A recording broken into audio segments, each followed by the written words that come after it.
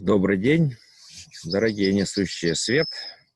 Сегодня у нас занятие посвящено, можно сказать, нашим базовым структурам светлицы Супер, а также светлицы Лидер.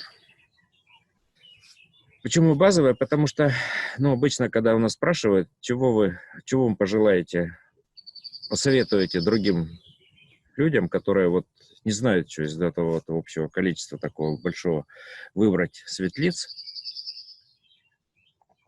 то мы им рекомендуем начать со светлицы Супер. Потому что она была одна из первых наших ласточек, во-первых. Во-вторых, это светлица, которая работает с временными структурами на оперативном масштабе времени. То есть, что такое оперативный масштаб времени? Это масштаб времени, как говорят, здесь и сейчас. То есть, когда у нас есть какие-то небольшие задачи, которые мы хотим оптимизировать, какие-то события временные, которые занимают не очень много времени, да, то есть, какие-то желания простые. Захотел покушать, пошел, открыл холодильник, взял, съел, вот, удовлетворил сразу желание, да, то есть, или вот что-нибудь еще. Захотелось с кем-то поговорить, раз, и человек уже идет навстречу, и вы с ним встречаетесь, разговариваете. Но, как бы, малый масштаб времени, на котором работает светлица Супер, это не значит, что этот масштаб, там достаточно прост, и события, которые там оптимизируются, все очень такие простые. На самом деле, у нас на всех временных масштабах уровень мерности достаточно высок, и когда мы говорим, например, о транслятор Super Aurum, это у нас на данный момент зелье с максимальным уровнем мерности, которое формирует нам событийные ряды из достаточно сложных временных структур. Но почему именно вот мы сейчас говорим о супере, хотя объявили про лидер, да, то есть лидер это тоже устройство, которое работает на оперативном уровне взаимодействия, но у них есть небольшая разница, да, то есть какая? Она заключается в том, что мы, когда говорим о взаимодействиях, мы подразумеваем, что есть так называемое эксперт-операторное взаимодействие.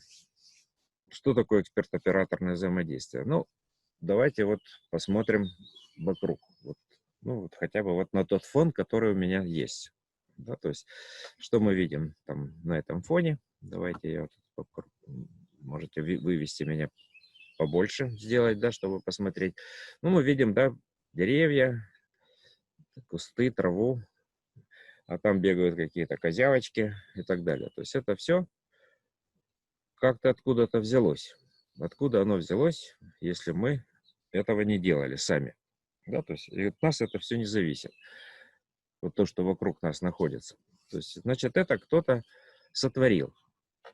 То есть само такое получиться вряд ли это могло. Но как, тем не менее, это существует, и что интересно, что оно развивается. Да? То есть природа умеет создавать новые системы, создавать новые какие-то объекты, существа и так далее.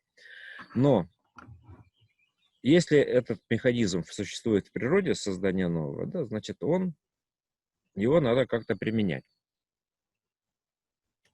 Что значит применять? Да? То есть, и на основании чего он существует, этот механизм. Как природа создает что-то новое, из чего она это делает.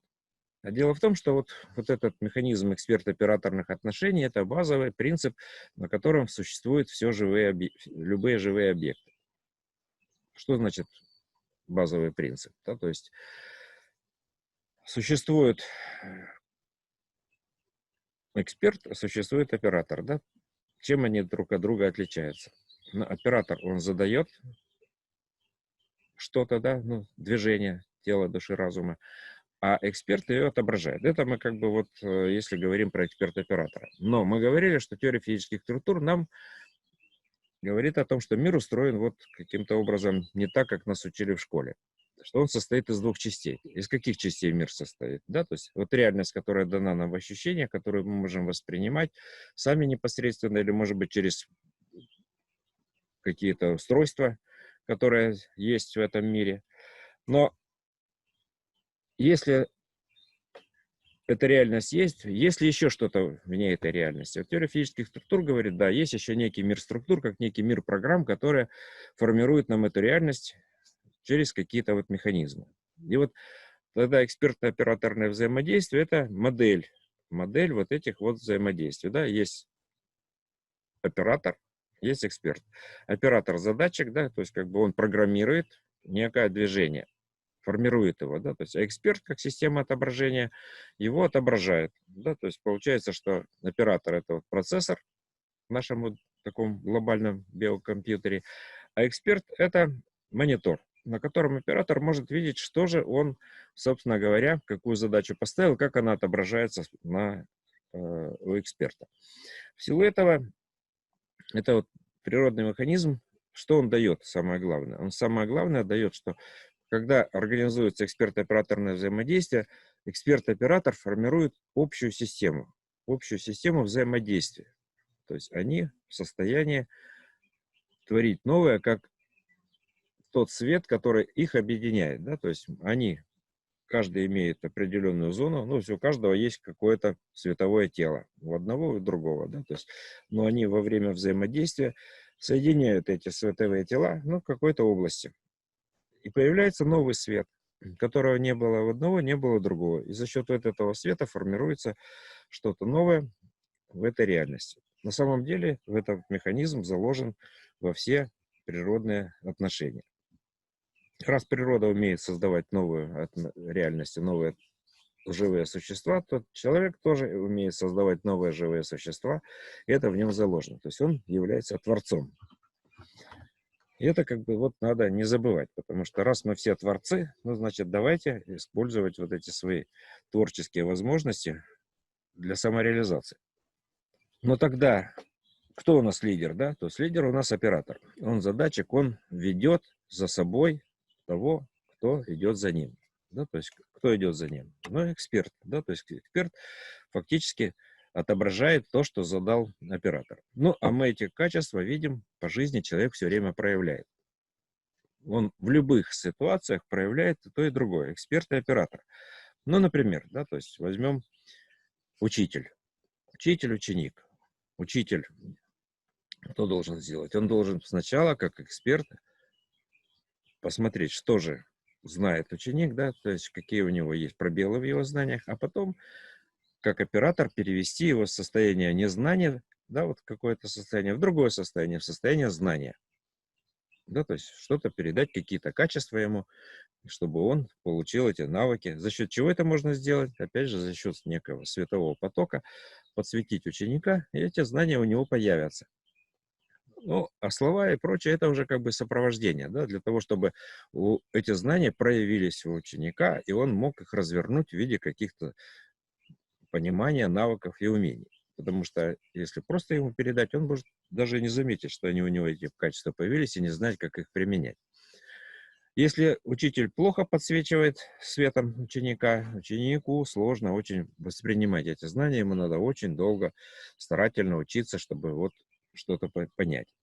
Когда учитель хорошо светится, он мощный оператор, и он своим светом легко переведет вот этого ученика. Он его что сделает сначала? Сделает просвещение, то есть он просветит этого ученика своим светом, уберет какой-то мусор, который мешает ему воспринимать эти знания, и дальше передаст с помощью этого же своего света биолазерного те знания, навыки, которые ему необходимы. А объяснение, там, пояснение и прочее — это вот возможность ученику что-то понять, как формирование некой понятийной базы. Потому что если ее нет, то ученику сложно понимать, что же ему передали.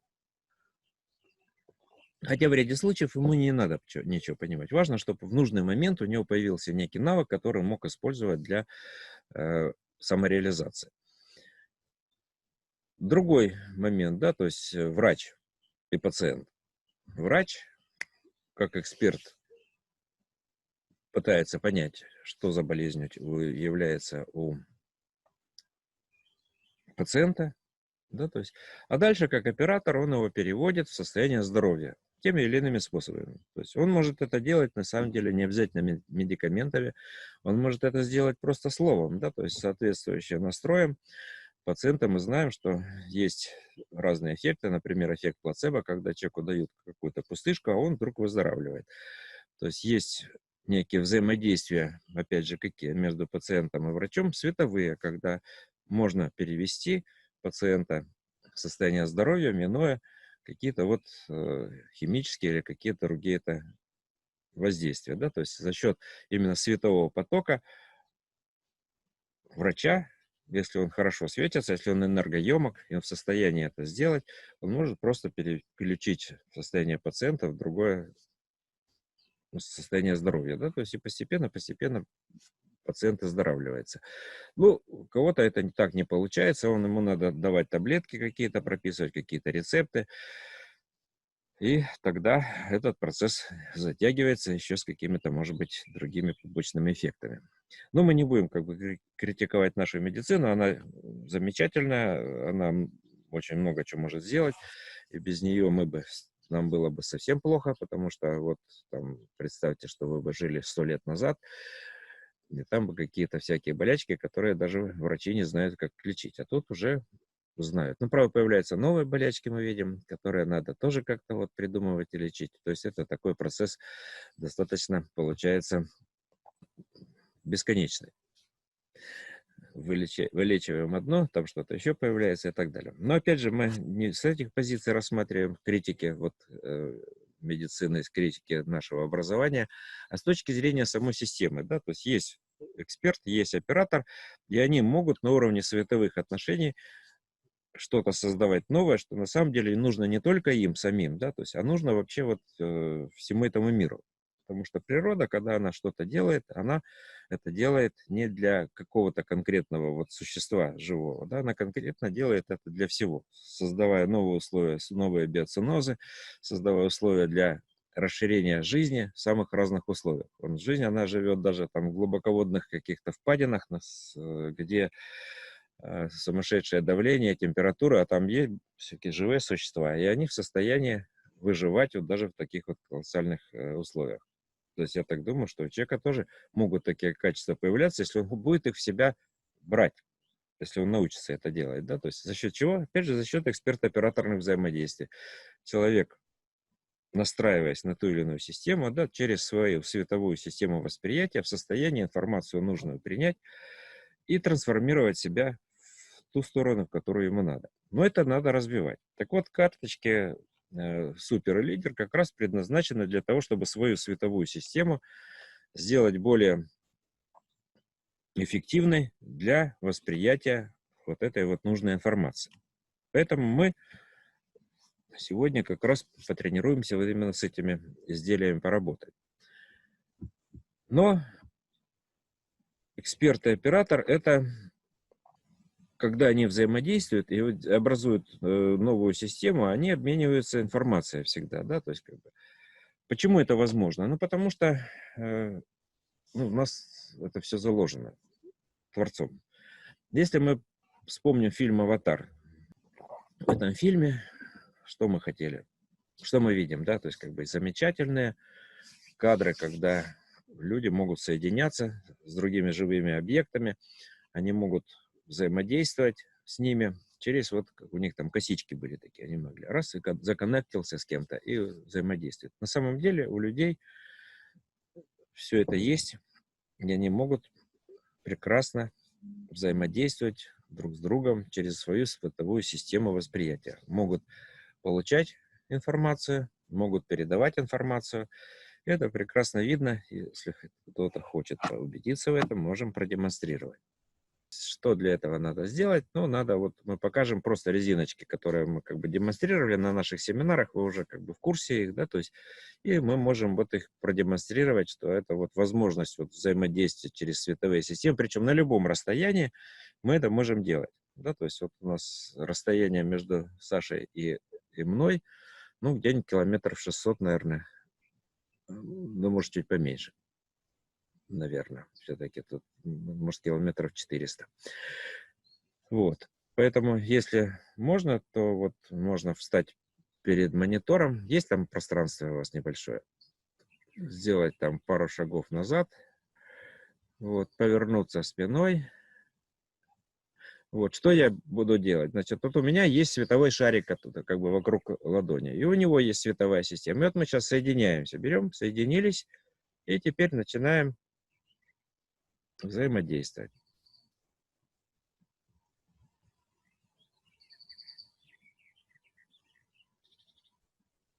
И пытаемся вот. А Саша немножко... Ну, давай, еще разочек. Вот видно, что тело начинает раскачиваться, но не понимает, что ему надо просто... Вот, поняла. Просто надо шагнуть назад. Вот.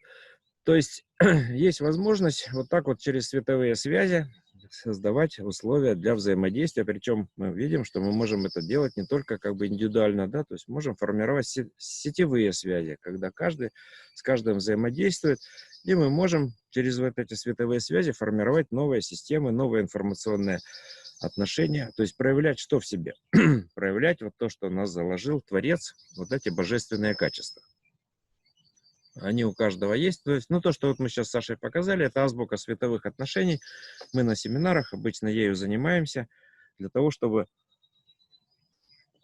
наладить какие-то связи между участниками семинара, научить их вот слышать вот эти вот световые связи, да, то есть как организм может на них реагировать, научиться их различать. И дальше уже это использовать как систему синтеза, да, то есть синтеза светового, когда разные люди начинают взаимодействовать, и фактически из этого света начинают плести вот какие-то замечательные магические структуры, которые что делают? Они проявляют в своей жизни, время жизни, их желания, их чаяния, да, не только их, но и мечты Творца, который в этот все мир создал. То есть раз он создал и заложил нам такую вот колоссальную возможность, но грех ею не воспользоваться. Поэтому это то, что надо развивать в себе, надо пользоваться, да, то есть, ну, пользоваться мы, если мы этим никогда не пользовались, да, то есть этому надо учиться. Но мы сейчас повзаимодействуем с чем? Мы повзаимодействуем сейчас сначала со светлицей супер. Со светлицей супер мы можем взаимодействовать, потому что те, у кого нет этой светлицы, они могут настроиться на тот канал нашего зума, через который идет вот поток этих структур. Поток структур светлицы лидер, поток светлиц. Что значит настроиться на этот поток? Да? То есть, ну, это опять ощутить, вот как эти структуры в нас откликаются. То есть, ну, если у нас она есть, это мы ее берем в руки и настраиваемся на эту структуру. То есть налаживаем свою собственную связь с этой, ощущаем свое световое тело, то есть ощущаем, что наше световое тело начинает усиливаться, начинает наполняться новой энергией, и она нас делает более чувствительной. Но что у нас лежит вот в основе нашей световой системы? Да? То есть мы знаем, что у нас световая система, она как-то устроена. Да? То есть мы видим, что есть свет. Вот мы берем прибор, допустим, пальчик поставили, смотрим, да, светимся. Но светится все живое. Любой живой объект, его можно с помощью этого прибора увидеть его свечение. Можно и по-другому как-то этот свет воспринимать, но это не тепловые излучения, потому что там и растения светятся, проверяли, и насекомые, бактерии, то есть много живых объектов светятся в разных диапазонах световых. То есть если это вот и есть как раз та световая система. Но откуда берется этот свет? Этот свет берется как некий поток, который через нас проходит, да, то есть он как бы через нас выходит в виде этого света. Ну, через нас какие потоки проходят? Ну, потоки вещества, да, то есть мы что-то вот берем в себя, вводим, и поток пошел. Потоки энергии, да, то есть через нас проходят какие-то. Мы с ними все время взаимодействуем в этих энергетических потоках. Ну, часть энергии у нас вырабатывают наши такие замечательные, у нас есть в клетках объекты, называются митохондрии. они вырабатывают нам этот свет. Но откуда, опять же, энергетика это берется? И вот, ну, как бы разные школы трактуют по-разному и описывают разные системы устройства энергетики человека.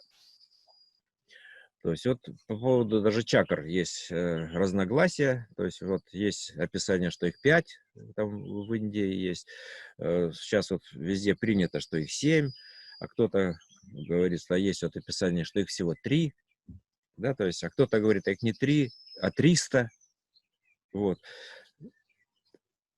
Как совместить вот эти все вот мнения по поводу того, что действительно этих чакр может быть какое-то разное количество. Но дело в том, что если рассматривать вот эту божественную энергию, которая в нас находится, да, то есть тот дух, который нас делает живым, э, как некий поток, существующий от Творца, да, то есть, как бы, вот говорят, человек испустил дух. Вроде все есть, а духа уже нет, да, и человек уже не живой. А когда Бог создавал человека, говорят, он вдохнул в него жизнь, да, то есть, как бы, некий дух, и тогда объект был вот из материи сделан, и он стал живым. Значит, у нас основа, вот, которая существует, это некий дух, который через нас, опять же, проходит. Да, то есть откуда он берется? Ну, это вот как раз некий поток, который сформирован Творцом, но как бы в нас входит. Но как он входит? Это как бы вот можно условно сказать, что есть как некий коннектор, который с нами соединен. Но где он соединен? Он же не снаружи-то ничего нету. Значит, это где-то что-то изнутри. Да? То есть вот этот, если мы говорим, что есть некий мир структур, то вот этот мир структур в нас проявляется в том, что вот некий энергетический поток из этого мира структур к нам входит и формирует нам вот эту жизнь. Но ведь представьте себе, да, то есть, что вот у нас вот есть электростанция, от которой вот пошел провод, и куда-то он входит. Но там свои какие-то напряжения, да, то есть, а нам надо получить совсем другие. Что для этого используют? Используют различные преобразователи этой энергии, да, то есть трансформаторы, там, подстанции, то есть и так далее, да, то есть как бы, ну вот можно считать, что вот эти наши чакры, которые у нас есть, это вот такие преобразователи этой энергии, да, то есть, но сначала что входит один поток, да, дальше он делится. Почему? Ну, потому что нам надо, чтобы у нас живыми было не только тело, да, то есть, а была еще у нас живая душа, и еще было живой разум. Да, поэтому тело, душа, разум, вот у нас уже надо как минимум разделить этот поток на 3 части. Но он тоже должен быть как-то, возможно, преобразован, да, то есть для чего? Ну, потому что там тоже есть какие-то составные части. Ну, возьмем тело, например, да. У тела есть, ну, сама вот как бы его вот эта биологическая оболочка, но есть же еще некие работа определенных систем, которые формируют ему для реализации каких-то определенных задач. Поэтому у человека, например, есть чисто биологическая программа, да, то есть какая? Программа размножения. И она заложена очень жестко, и она обязательно будет реализовываться, поэтому на каком-то этапе у человека все, надо вот жениться или замуж выходить. Это как бы непременное условие, иначе счастья не будет.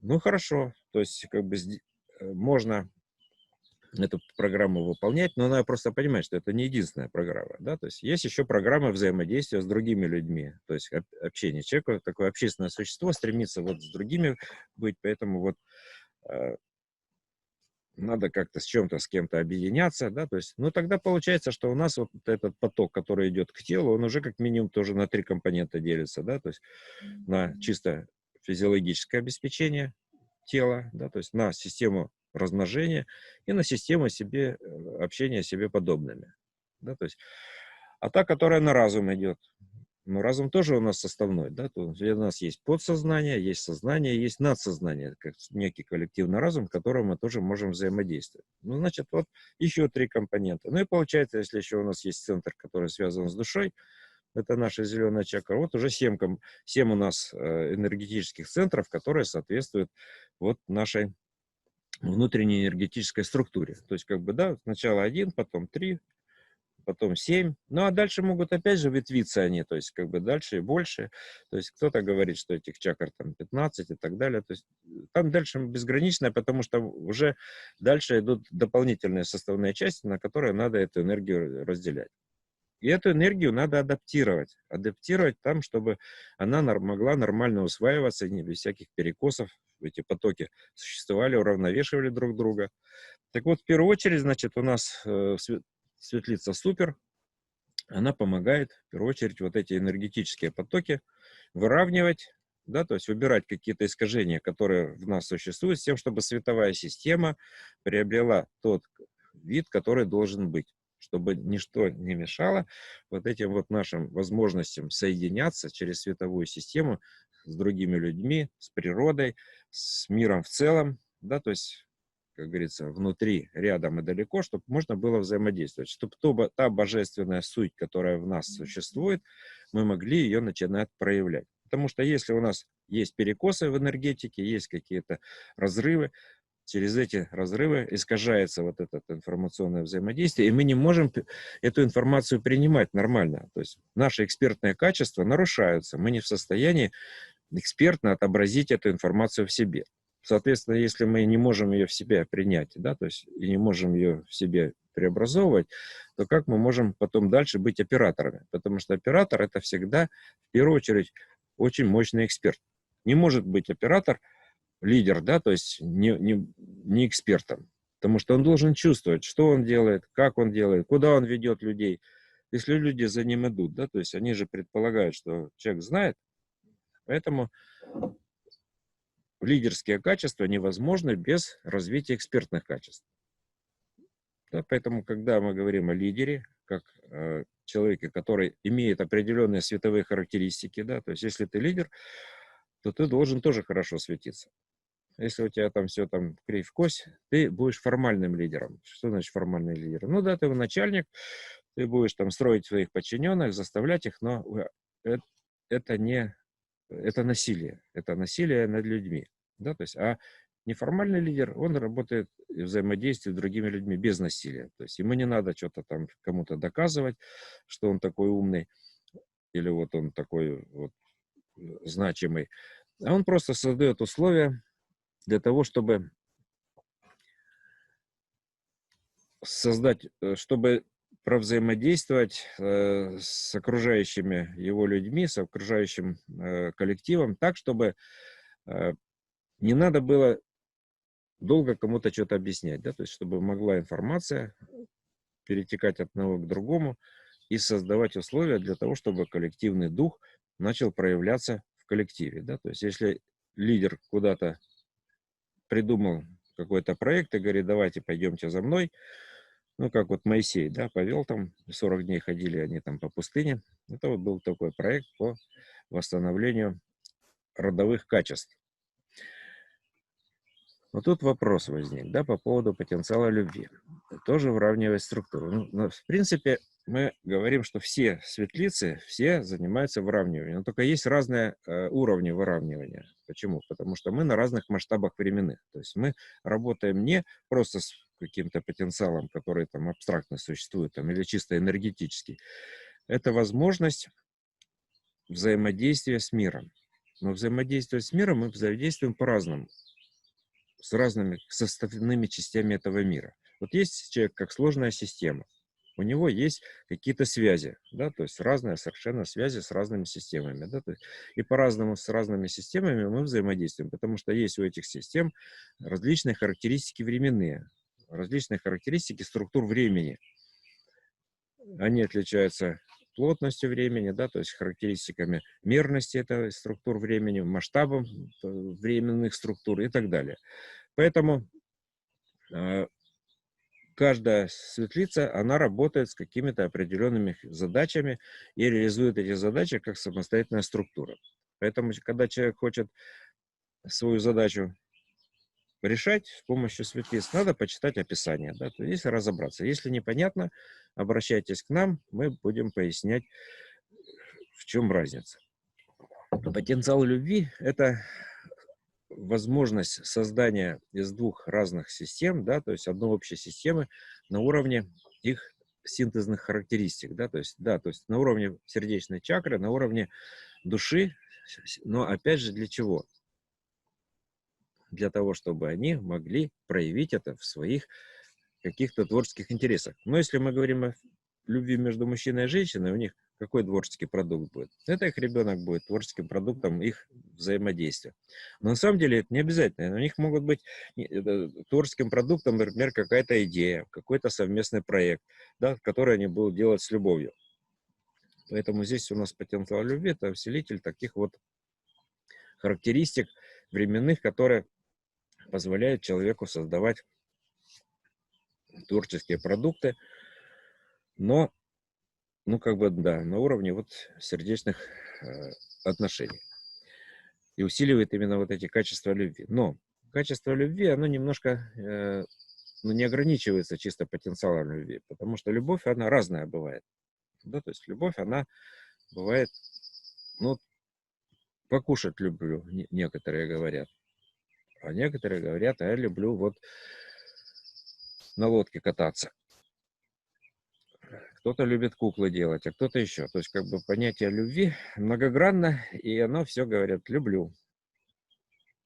Поэтому супер тоже усиливает любовь, но как бы вот немножко другого рода. Вот. Ну, по деталям мы сейчас не будем разбираться. Поэтому вот почему мы говорим, что важно и транслятор-лидер, и транслятор-супер вместе использовать, потому что это немножко разные стороны как бы одного явления. Да? То есть мы говорим об эксперт-операторных взаимодействиях, когда мы хотим, с одной стороны, усилить операторные свои качества, да? То есть, но без усиления экспертных качеств мы это делать все равно не можем. Поэтому нам надо и ту, и другую сторону одинаково усиливать. Поэтому мы сегодня больше говорим о транслятор-супер.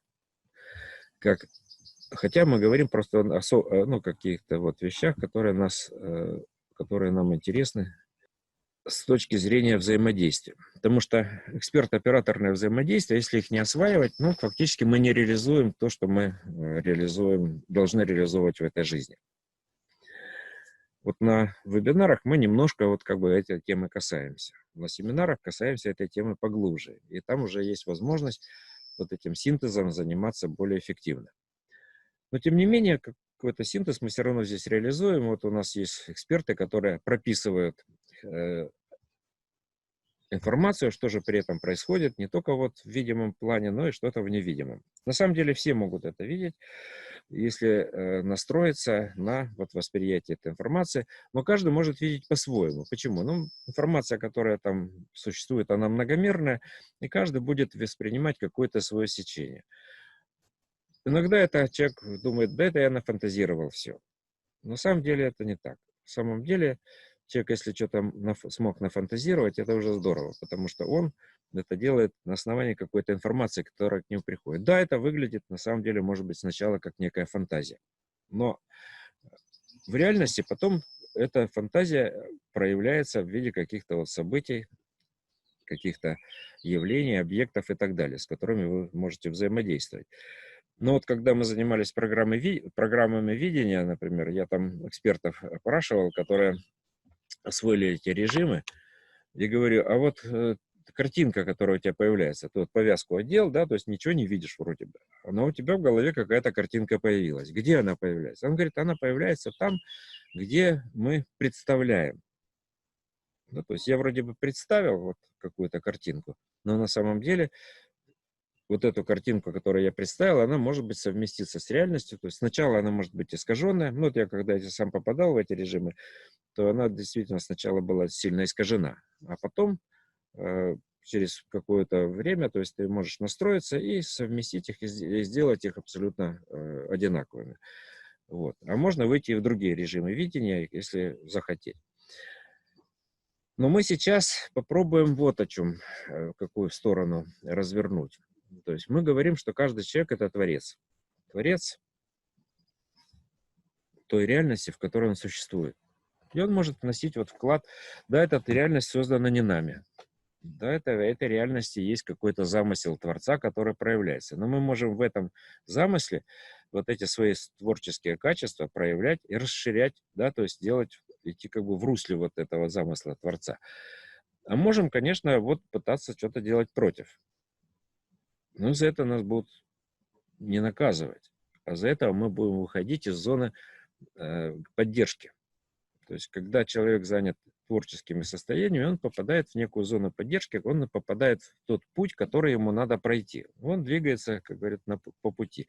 Когда он начинает отклоняться от этого пути, он уходит в сторону, да, то есть и уходит из этой зоны поддержки. И начинаются какие-то вот проблемы, какие-то там препятствия там и так далее. То есть почему? А вот сошел, как говорят бурланы, с трассы. Да, то есть то есть ты должен идти по этой творческой трассе своей, а ты вот куда-то в сторону ушел. Тебя утянули какие-то вот, что-то отвлекло. Поэтому что важно? Важно попробовать в себе эти качества открыть. Значит, поэтому мы сейчас такую практику сделаем. Практику, связанную с выявлением каких-то качеств, проявлением. Да, то есть нам надо что сделать? Нам надо взять какого-нибудь добровольца и его рассмотреть под микроскопом. Значит, что мы будем делать, да, то есть что значит под микроскопом? Ну, его, как говорят биологи, вскрытие сделать, да, то есть посмотреть, чего у него там внутри.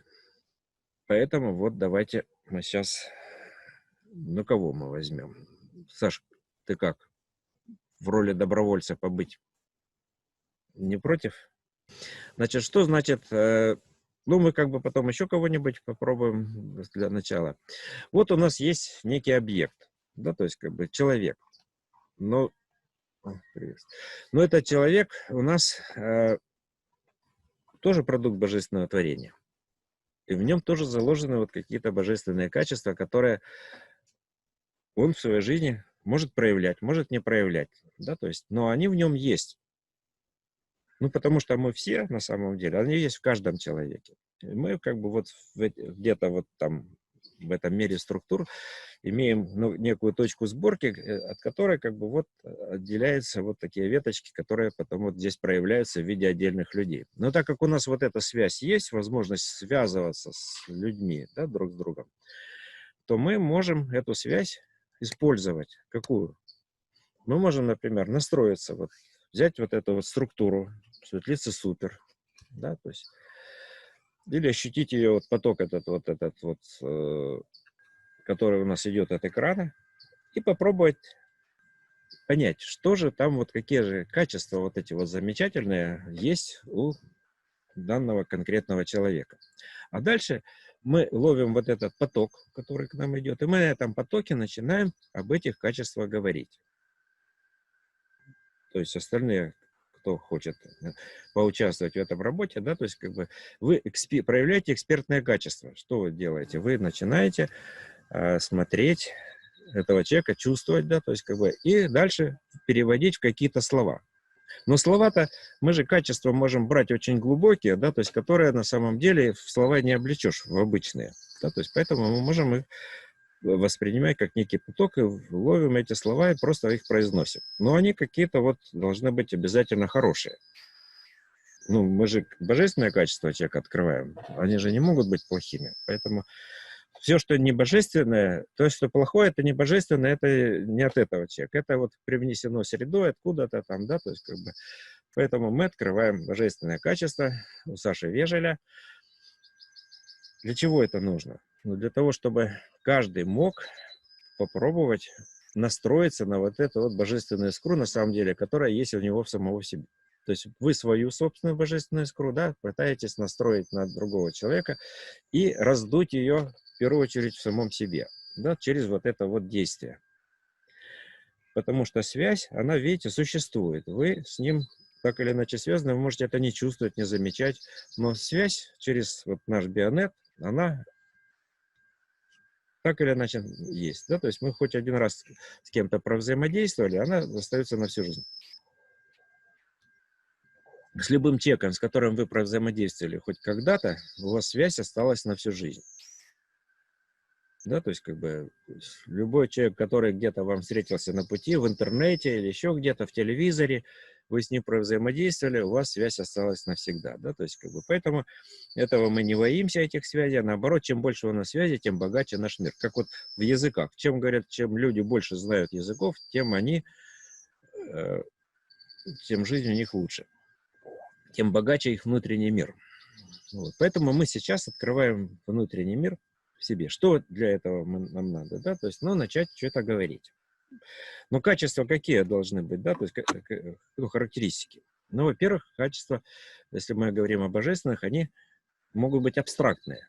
Не обязательно это конкретное что-то будет, да, то есть, во-вторых, это качество может быть еще абсолютным, потому что у нас Бог — это абсолют, да, то есть, это качество может быть авангардным, ну, потому что, ну, самое авангардное у нас, кто у нас в нашей реальности? Естественно, Творец.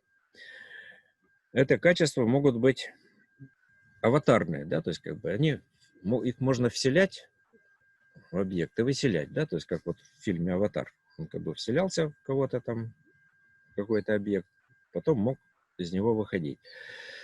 Поэтому эти качества мы можем в себя вселять от Творца, да, их усиливать, как бы они у нас есть, но как бы в неком затаченном состоянии, не проявлены. А здесь мы их можем развернуть и проявить. Ну вот, как бы, да, то есть некоторое определение тех качеств, о которых мы сказали. Поэтому еще раз настраиваемся, но я показываю пример для начала. То есть не значит, что обязательно так, как я говорю, надо говорить. Вот. Но надо попробовать запустить поток. То есть не просто сказать, там, Саша, ты хороший, у тебя красивые глаза. Вот. А что-нибудь такое новенькое, потому что это мы запускаем, на самом деле, процесс творчества. Потому что просто поэтому повторяться нельзя. Если кто-то что-то сказал, повторять его слова нельзя. Это основное условие этой игры. Потому что все, что вы будете говорить, на самом деле вы будете говорить про себя.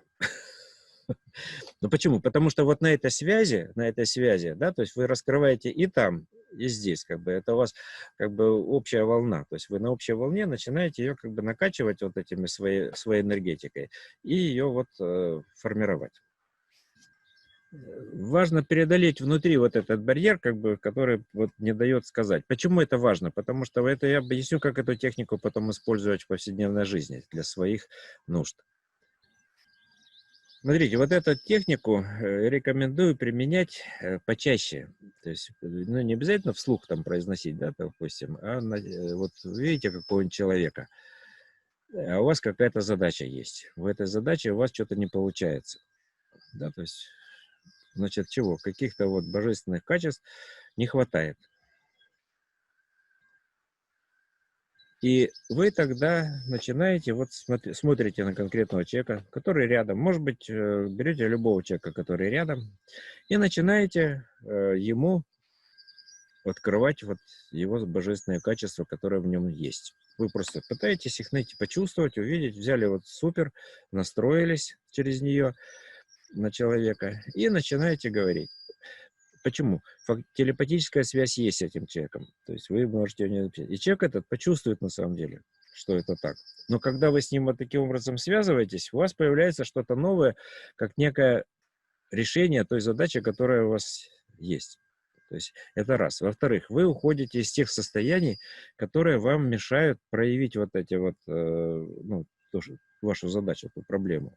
Да, то есть здесь важно переключиться. То есть когда вы начинаете вот этот творческий процесс, да, то есть вы убираете те ожидания, которые нас тормозят. Или то, что, как говорят, избыточный потенциал, или еще что-то такое. То есть это то, что нам мешает в себя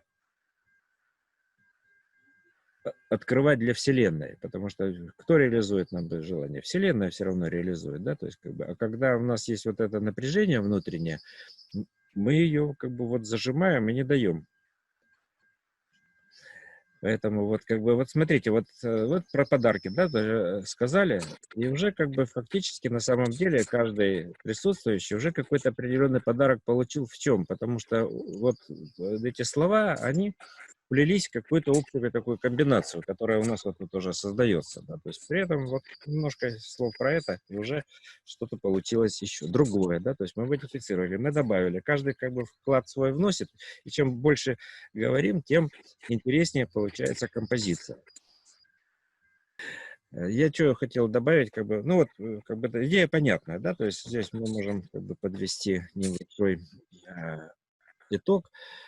Здесь я предлагаю, что вы вот у нас мы продолжим эту тему еще на следующей неделе, а вот эту неделю попробуйте потренироваться, да, то есть потренироваться на, как говорят, на кошечках.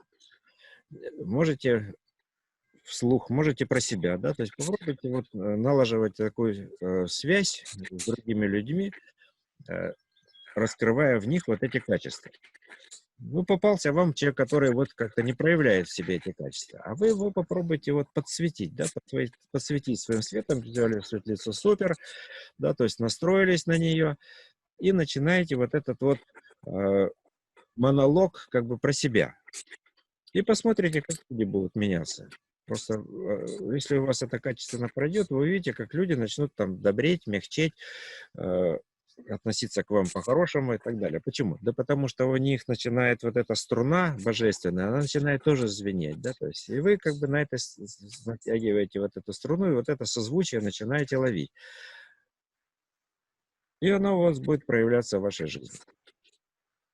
С любым Ага, спасибо. человеком вы можете вот это делать, потому что в любом человеке есть вот эта божественная искра, и вы на нее настраиваетесь, и ее пытаетесь как бы вот на этой вот натянуть вот эту струну, да, то есть и на ней поиграть как бы вот как бы как некий такой струнный инструмент. И вы начинаете играть вот этими вот словами. Но важно здесь, смотрите, здесь важно, чтобы это было искренне, и чтобы это было не натужно, да, то есть чтобы вы не напрягались при этом. То есть чтобы у вас поток пошел, у вас легко, и у вас возникает внутреннее состояние, что у вас ну, легкости такой, чтобы это ну, убрало вот то напряжение, которое там какая-то проблема вас донимает. То есть вы ее вот раз и переключили себя на вот этот творческий процесс. И все, и у вас сразу начнет это меняться. Понаблюдайте. Ага, спасибо. Еще раз вы давайте вот обсудим эту практику, у кого что получится. Потому что очень могут быть значимые результаты. Вы начинаете проявлять свою божественную сущность, а она начинает как бы убирать все лишнее, что вам мешает. Что мы забываем в какой-то момент, что у нас есть вот внутри вот это проявление, что мы все аватары Творца здесь, в этой реальности.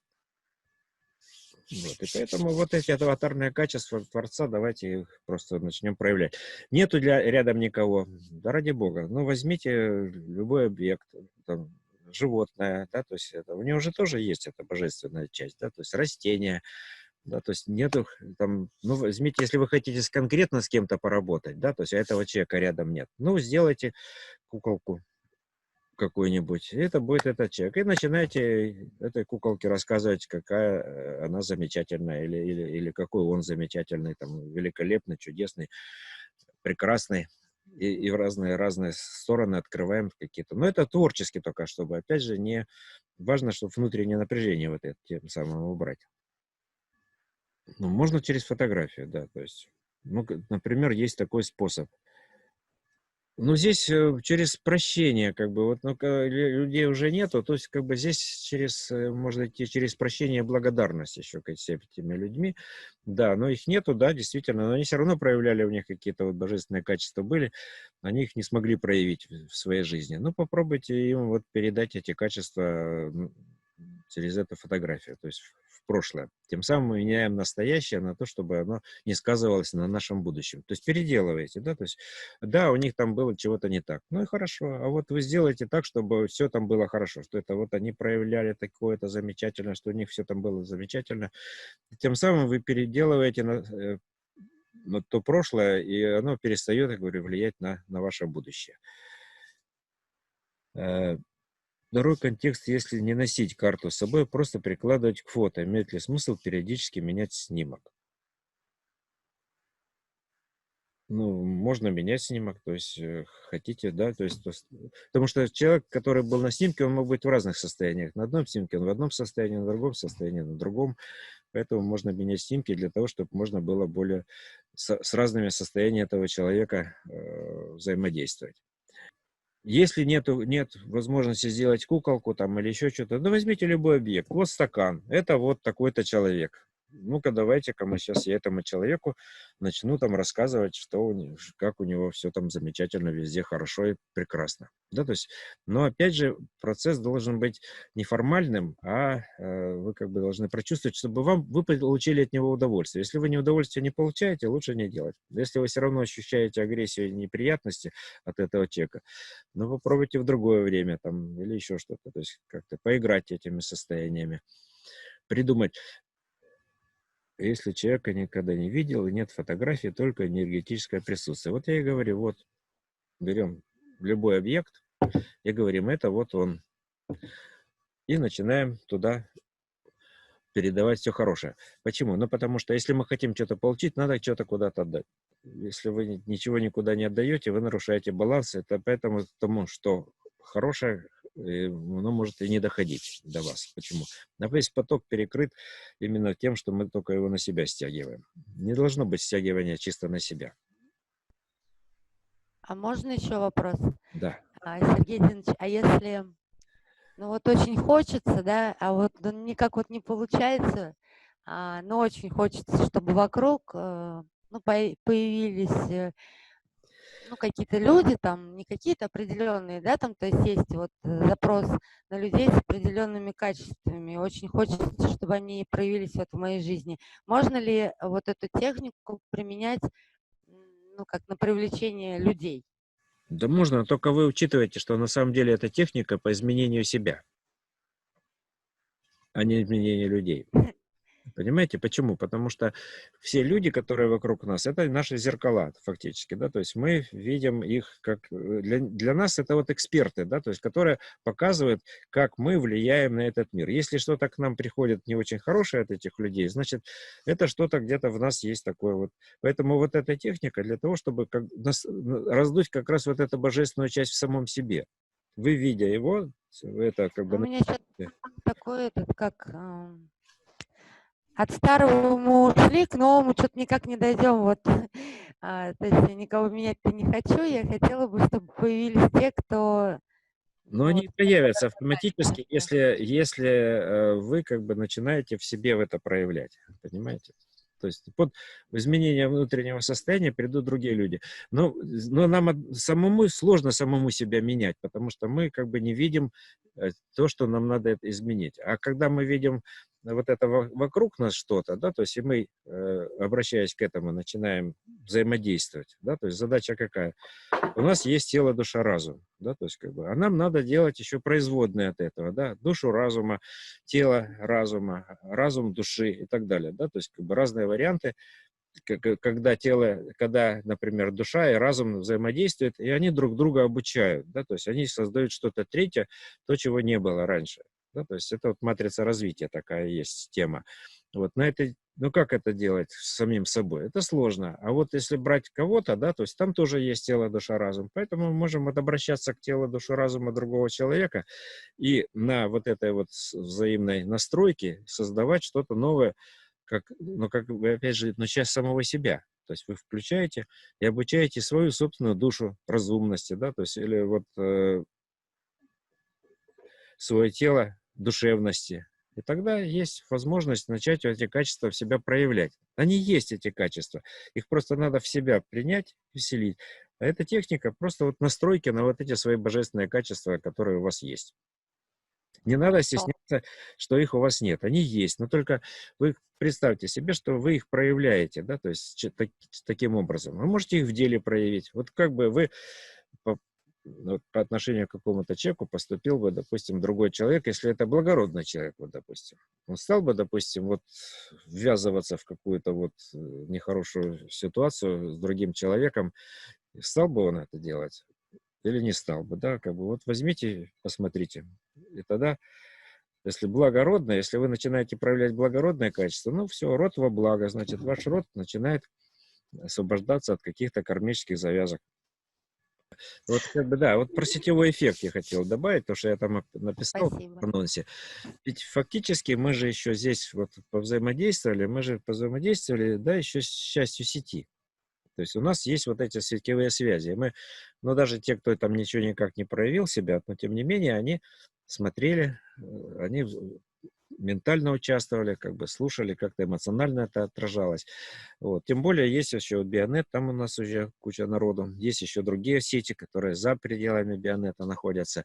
И мы с ними вот начинаем взаимодействовать, как бы расширяя вот эти свои качества души, тела и разума, создавая условия для того, чтобы это начало проявляться не только в нас, но и в других людях, да, вокруг нас. И оно будет проявляться не сразу, потихонечку. Конечно, хочется, чтобы все сразу и раз, и одним махом мы все переключили и оказались бы совсем в другой реальности. Но будем потихоньку учиться. Это вот, в общем-то, такая интересная задача. Изменить мир к лучшему, но через изменение самого себя. Но вместе, как бы не обязательно одному это делать. Да, вот мы сейчас повзаимодействовали, и уже какой-то результат будет. Я думаю, вот каждый об этом может написать. Я предлагаю взять сейчас, вот после окончания занятий, сесть и буквально там 5 минут написать, да, информационное заключение по вебинару, как вот у нас тут даже, и напишите какие-то мысли, которые вам пришли в голову. Что при этом вот произошло. Пофантазируйте на эту тему. И в чате напишите. Ну, только хорошее, как бы. То есть, если там у вас что-то вдруг плохое лезет в голову, то есть лучше не надо. Потому что плохое это не от нас, это все откуда-то из другой области. А мы что же, что-то хорошее создаем вместе с вами. Такая просьба. Не сочтите за труд, потратьте 5 минут на то, чтобы вот несколько хотя бы фраз набросать. Потому что вы кусочек вы напишите, кусочек другой. И как бы из этих кусочков у нас сложится совсем интересная, может быть, картина, что же мы тут у нас наработали вот при таком взаимодействии. А оно, наработка есть, оно как бы чувствуется, ощущается, да, вот сейчас мы какую-то там нагнали определенную волну, какое-то преобразование вот сетевое сотворили. Давайте об этом напишем, не стесняясь. А то у нас многие стесняются что-нибудь сказать.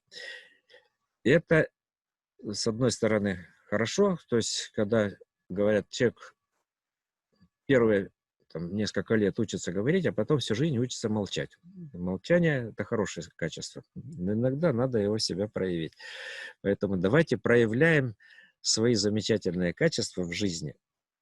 Качество благодарности, любви и прощения. Если вопросов нет, тогда поем песенку у нас. Ку-ку.